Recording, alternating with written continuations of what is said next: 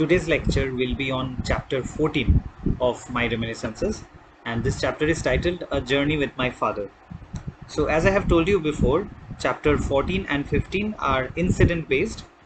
There is much less insight as compared to the previous chapters, where there was much more commentary and Tagore was sharing his insights with his readers. Not so much with chapter 14 and 15. These are incident based, like I said, and what I'm going to do here is that since there is not as much commentary as in the previous chapters, these chapters will take much lesser time.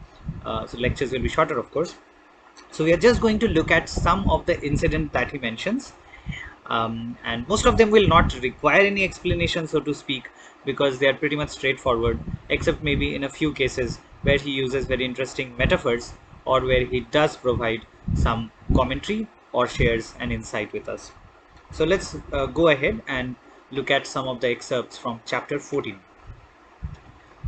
So in the first excerpt from this chapter, Tagore says, "My father was very particular in all arrangements and orderings. He disliked leaving things vague or undetermined, and never allowed sloven lines or makeshifts. He had a well-defined code to regulate his relations with others and theirs with him. In this, he was different from the generality of his countrymen."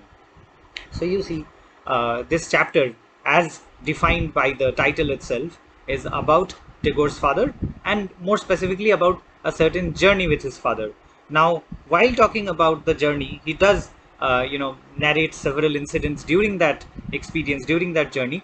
But he also talks about his father generally, that is separate from the journey itself, right? And in saying so, in talking about his father, Tagore tells us some of his characteristics, and you will see that later on in chapter 14 and also more so in chapter 15, he mentions more of his father's characteristics, and it is in the form of an eulogy, or rather, he remembers his father very fondly, right? In in a way as to commemorate him, right? Very fondly remembering his father, right? So now let's look at some of the incidents that happened in this journey that he speaks about. So he says, Satya had told us that unless one was very, very expert, getting into a railway carriage was a terribly dangerous affair. The least slip and it was all up. Then, again, a fellow had to hold on to his seat with all his might. Otherwise, the jolt at starting was so tremendous, there was no telling where one would get thrown off to. So when we got to the railway station, I was all aquiver. So easily did we get into our compartment, however, that I felt sure the worst was yet to come. And when, at length, we made an absurdly smooth start, without any semblance of adventure, I felt woefully disappointed. So you see, this is, a kind of incident where his Satya, the cousin, I think, he plays a sort of prank, and we have seen that in the previous chapters as well, Satya playing the prank. Um, I did not narrate this incident to you while, during the lecture on chapter 12, which is titled The Professor.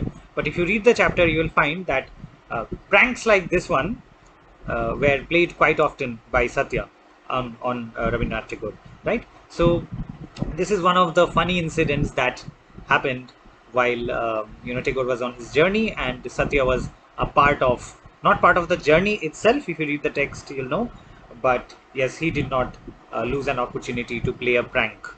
Um, so you see, Tagore had expectations that it would be a sort of adventure to get into a train, because remember, this is a time when trains are, not as common as they are today. Well, talking about today, trains have again become uncommon because of the lockdowns and um, everything else, every other restriction that has come with it. But generally speaking, in the late 19th century, of course, trains were much less common than they are today, and very few people have had the privilege to get on board a train.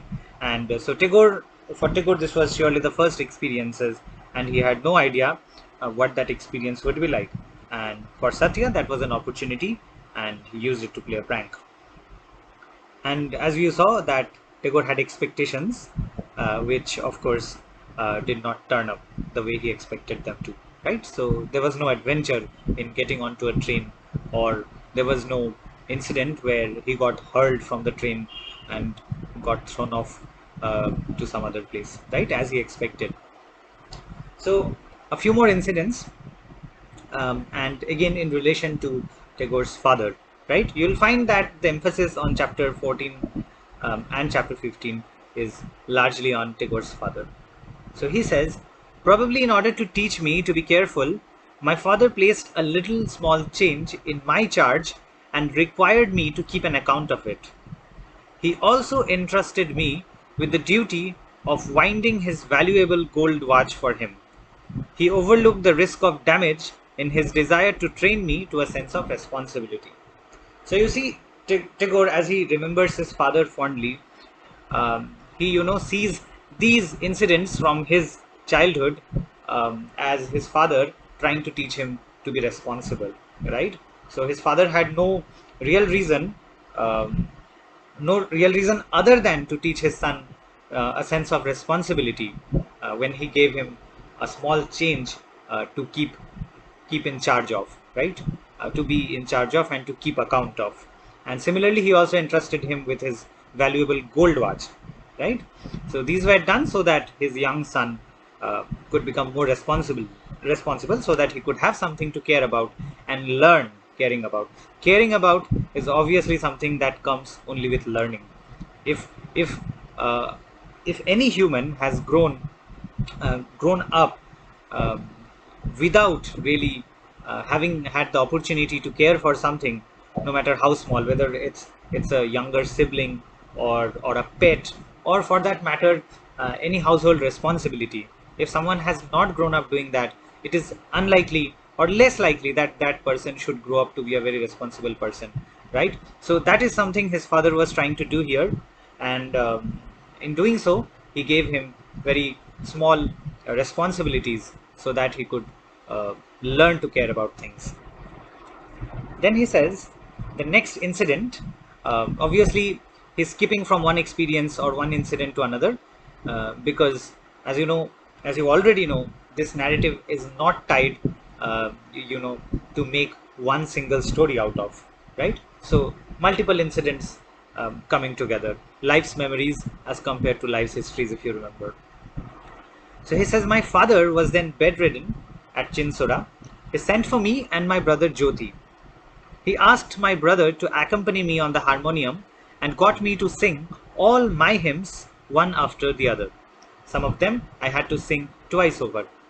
When I had finished, he said, if the king of the country had known the language and could appreciate its literature, he would doubtless have rewarded the poet. Since that is not so, I suppose I must do it. With which he handed me a check.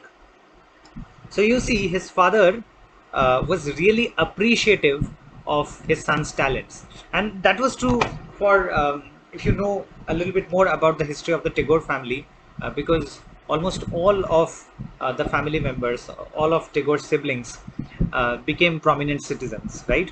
Not everyone became a poet, right? But many of them went on to be really significant people. So, obviously in the context of Indian history, right? So you had Avanindranath Tagore, the painter. You have Satyendranath Tagore, who became probably the first ICS officer in India, right? So this was a very this was a family where most of the siblings were talented, and I have told you before that Tagore's father and his grandfather as well were really prominent citizens, eminent citizens, right? And that thread continued to be the case with Rabindranath Tagore and his siblings, right? So his father was really appreciative of his children, and you know that at that point in history, India was ruled by the British, right? And obviously, the British king did not know one regional language, Bengali in this case, right? So you see, Tagore's father is so appreciative of his talents, and he is he is a highly aware man, right? Tagore's father is not a person who has listened to 5 songs in his life, and just because his son sang 5 more songs, he gave him an award. That was not the case. He was a really learned man, and he had been, remember, uh, he had been traveling across the entire Indian subcontinent, if not beyond that, right? And he used to go to all these places from Punjab and the Himalayan foothills and every other place, and uh, he used to participate in the culture there, right? So he was a really aware person, and he knew quite early on that what Rabindranath Tagore was doing as a songwriter, as a poet, perhaps as a singer too, was nothing ordinary. He was surely extraordinary. Hence he says that if the king of the country had known the language in which you are writing and singing, he would surely have rewarded you, but that is not the case. Hence I must do it. But I'm sure his father um, would have been delighted, or was delighted if he was alive at that point, when his son went on to win the Nobel Prize, right, in literature, the most prestigious prize of them all, right? So, in a way, this act of his father, giving him son a check as a reward for his art, is perhaps can be seen as a sort of foreshadowing, if you like to think of things that way. So, one last excerpt from this chapter, and we will be able to end chapter 14. I had nothing to do with Sanskrit beyond getting some rules of grammar by rote. By rote meaning by rote learning, right? By memorizing. So he says his knowledge of Sanskrit was very limited, essentially. My father started me on the second Sanskrit reader at one bound, leaving me to learn the declensions as we went on to the journey. That's what he's saying. The advance I had made in Bengali stood me in good stead. My father also encouraged me to try Sanskrit composition from the very outset. With the vocabulary acquired from my Sanskrit reader, I built up grandiose compound words with a profuse sprinkling of sonorous M's and N's, making altogether a most diabolical medley of the language of the gods. Right? Language of the gods is in reference to Sanskrit. Right? Um, but my father never scoffed at my temerity. So again, you see his father's influence in helping Tagore grow as an artist, as a poet. So Tagore confesses that his knowledge at this time, his knowledge of Sanskrit was very limited, and he only knew some grammatical rules, and that too he had not internalized. He only knew them by rote learning, by memorizing. But his father insisted that he should learn more Sanskrit, and he should try to compose in that language as well. So now Tagore, as you know previously, that he had one advantage. He knew Bengali very well. And what is the source of Bengali? Right? Bengali, the mother of Bengali, as it were, is Sanskrit. Bengali language um, derives directly from Sanskrit. So he had one advantage since he knew Bengali well. He could guess or make very informed estimates about what the meanings of certain Sanskrit words would be. And we know this from the example that he had given about the poet Jaydev, right? He remember he said there that he did not know Sanskrit too well, but because of his familiarity with Bengali, because his Bengali was excellent, uh, he was able to guess the meaning of many words, right? So the same thing happens here. He was already at an advanced stage in Bengali learning, and naturally that helped him study Sanskrit. And he said that as he studied Sanskrit, he was able to conjure up new words. This is called neologism. This is something, if you compare, if you try and find out English authors who have done it, some obvious examples would obviously be Shakespeare, John Milton, James Joyce, right? So why am I giving these examples? These are people who invented their own words. They did not, obviously, they relied on words that they knew, but they also invented new words, right? How did they invent new words? They made up new words from Latin, Greek, right, from other languages, and also by mixing English words. So just give you one example, right? So the word pandemonium in Paradise Lost is something John Milton coined. right? That word did not exist in English before John Milton used it. So how did he coin that word? So John Milton takes two Latin or Greek roots. So pan means all, right? So you'll hear of airlines, Pan American Airlines. Pan means all. Pan India means all India. So similarly, he takes the root word pan, and then again he takes the other word demon, and he combines them, right? Then he makes pandemonium, the place where all the demons live, right? So that's how he makes new words. I just gave you one example. Milton coined many words, so did Shakespeare. Shakespeare coined a lot of words. James Joyce coined a lot of words. There are yet other authors who have coined a lot of words, but these examples I'm giving you because you are familiar with some of these names.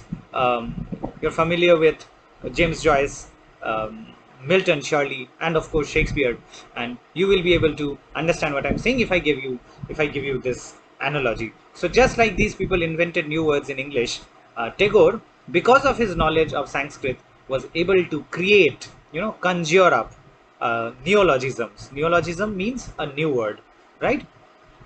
And that was uh, one of the most important contributions that Tagore made in Bengali language, for the Bengali language, because he gave the Bengali language many new words, right? And his father never scoffed at him. In other words, his father was always supportive, right? So as I said, this is an incident based chapter, and we have looked at quite a few incidents, mostly incidents where his father is a character. In the final lecture, in the concluding lecture for My Reminiscences, we'll look at chapter 15, where again his father emerges as a central figure, and Tagore very fondly remembers some more incidents where he was in company of his father.